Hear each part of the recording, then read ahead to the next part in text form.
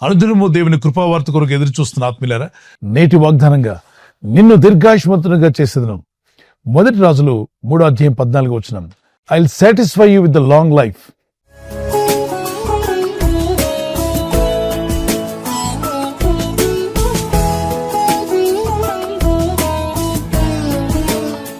వైద్యులు చెప్పుండొచ్చు, మీకున్న సంవత్సరాలు, మీకున్న సమయం కొంతవరకే ఉంది, ఆ తర్వాతకి ఈ లోకంలో మీరు ఉండరు, మీ యాత్ర ముగించుకోవాల్సిందని. కానీ దేవుని విశ్వాసం నుంచి ప్రార్థించు. ఆయుష్ ఇచ్చేవాడు, ఆయుష్ను పెంచువాడు కూడా ఆయనే. ఆయన విశ్వాసం నుంచి ప్రార్థిస్తుండగా హీ విల్ లెంగ్థెన్ యువర్ డేస్. ఆయన దీర్ఘాయుష్తో మిమ్మల్ని తృప్తిపరచువాడు ఆయనే.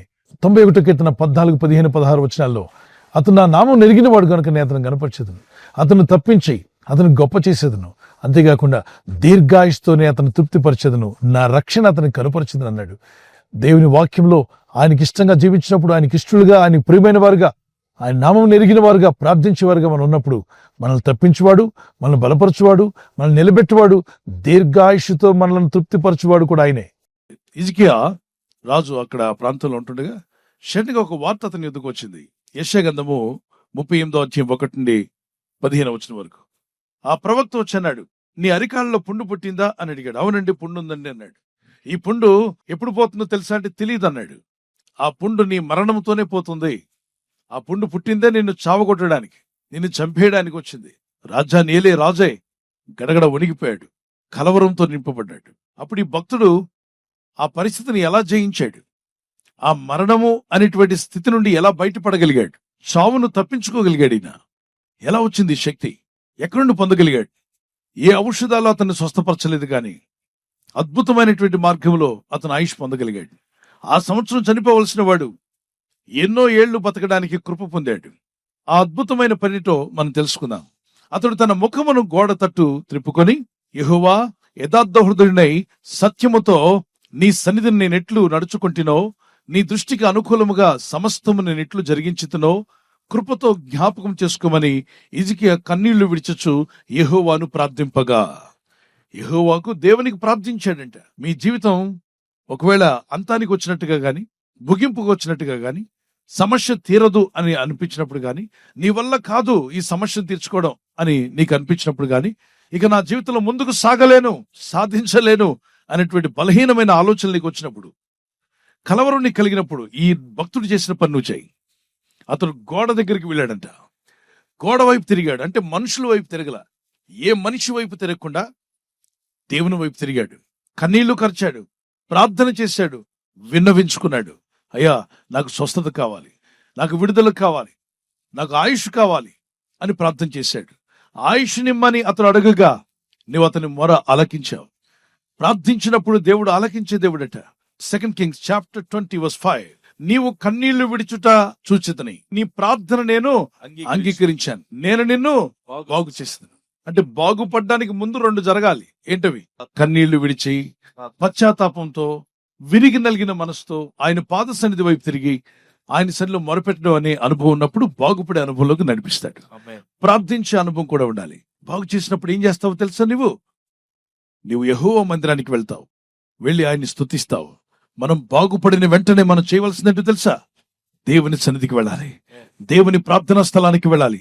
ప్రార్థన చేయి. హాస్పిటల్లో ఉన్నావేమో, ఐసీయూలో ఉన్నావేమో, ఈ వాక్యం వింటున్నట్లయితే, ప్రభువా నన్ను బాగు చేసిన వెంటనే నీ సన్నిధికి వచ్చి సాక్ష్యం ఇస్తాను. ప్రభువా, ఇదిగో నన్ను ఈ పరిస్థితుల్లో నేను బయటపడిన నీ సన్నిధికి వచ్చి సాక్ష్యం ఇస్తాను.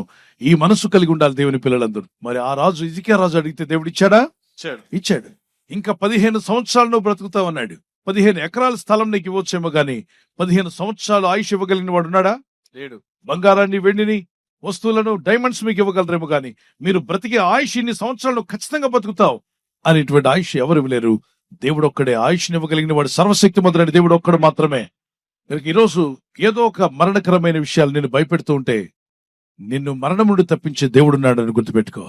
మరణం నుండి తప్పించుట యెహోవా వశము. డాక్టర్స్ చెప్పుండొచ్చు నువ్వు చనిపోతావని, కానీ పరమ డాక్టర్ దగ్గర వేడుకో, పరమ వైద్యుడు అయిన మా ప్రభువా, ఇదిగో మరణమును తప్పించగల శక్తిమంతుడు అయ్యా, నీవు నీ నామములో ప్రార్థన చేస్తానని ప్రార్థన చేయి.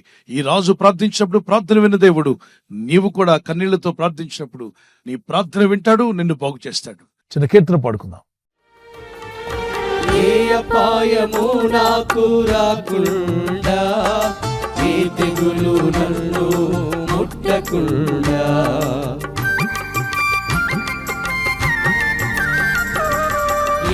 అపాయము నాకు రాకుండా, ఏ తెగులు నన్ను ముట్టకుండా, రక్షించినావయ్యా, పోషించినావయ్యా, రక్షించినావయ్యా, పోషించినావయ్యా, నే బ్రతుకు దినములు పొడిగించినావయ్యా. స్తోత్రము నీకే స్తోత్రము, నన్ను కాచిన దేవా నీకే స్తోత్రము. స్తోత్రము నీకే స్తోత్రము, కాపాడిన దేవా నీకే స్తోత్రము. గడచిన కాలమంత నీ కృపలో దాచిన యేసయ్యా నీకే స్తోత్రము. పగలు రేయి విడువక ఎడబాయక కాచిన దేవ స్తోత్రము. ఈ వాగ్దానం ఎత్తి ప్రార్థించండి. నీ సన్నిధిలో ప్రార్థిస్తున్నాం. మా ఆయుష్ మీ చేతుల్లో ఉంది ప్రభు. మా జీవితకాలం అంతా నిన్ను స్తుతిస్తూ, నిన్ను గణపరుస్తూ, నీ సాక్షులుగా జీవించే కృపను మాకు దయచేయండి. మీ ఉద్దేశాలు నెరవేర్చే వరకు మమ్మల్ని అందరినీ మీ రాజ్య విస్తరణలో వాడుకోండి ప్రభా. మమ్మల్ని బలపరచుము, నడిపించుము. ఈ ఎదుర్కొంటున్న ఈ సమస్యలు, శోధనలు, ఇబ్బందులన్నీ జయించేటువంటి మీ బలమైన సహాయం మాకు దయచేయండి. మీ ఆత్మ ద్వారా మమ్మల్ని నడిపించమని ప్రార్థిస్తున్న ప్రతి ఒక్కరికి దేవుని సహాయం అందునుగాక. ప్రార్థన చేసుకుందాం. పరిశుద్ధమైన మా తండ్రి, ఈ వాగ్దానం ఎత్తి ప్రార్థిస్తుండగా, yes Lord, you will satisfy us with a long life. We thank you for your grace and mercy, and strengthen all your children, those who have believed in you, those who have faced struggles and problems in their life. Give them victory to overcome all their struggles. ఈ రోజు ప్రార్థించి ప్రయత్నించబోతున్న శంకుస్థాపన అయిన, గృహప్రవేశమైన, ఒక business ప్రారంభిస్తున్నా, ఉద్యోగ ప్రారంభానికి వెళ్తున్నా, ఒక మంచి కార్యక్రమాన్ని ప్రారంభిస్తుండగా, నేను వారి బిడ్డల వివాహం కొరకు ప్రయత్నాలు చేస్తుండగా, వారు చేస్తున్న ప్రయత్నాలు ఫలించలాగున మీ దూతలకు ఆజ్ఞాపించండి.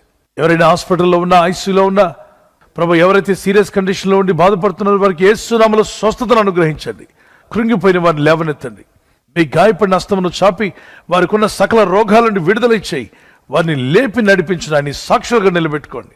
ఈ ఉదయకాలం ప్రతి రోగి యేసు నామములో స్వస్థత నొందునుగాక. తండ్రి, ఈ దినం ఎవరైతే ప్రయాణమై వెళ్ళబోతున్నారో, అది రైలు మార్గమైనా, ఆకాశ మార్గమైనా, బస్సుల్లో, వాహనాల్లో ఎక్కడ ప్రయాణం చేస్తున్నా, రోడ్డు మార్గంలో ఏ వాహనంలో వారు ప్రయాణం చేస్తున్నా, నీ ప్రజలకు కాపాడే దూతలను పంపండి. నీ ప్రజలు బలపరిచి నడిపించి గొప్ప విజయాలతో వారిని నింపి నీ సాక్షులుగా నిలబెట్టి నీ రాజ్య విస్తరణలో మమ్మల్ని అందరినీ వాడుకోమని, రాకడికి సిద్ధపరచమని యేసుక్రీస్తు పరిశుద్ధ నామములో అడిగి వేడుకుంటున్నాను నా పరలోకపు తండ్రి. Amen. Amen. God bless you. ఈ వాగ్దానాన్ని మీతోనే ఉంచుకోకుండా లైక్ చేయండి, షేర్ చేయండి. అనేకులు ఈ యొక్క ఛానల్ సబ్స్క్రైబ్ చేసుకోమని తెలియపరచండి. సబ్స్క్రైబ్ చేయని వారు కూడా సబ్స్క్రైబ్ చేయండి. ప్రభు కృప మీకు తోడే ఉండును గాక. ఆమేన్.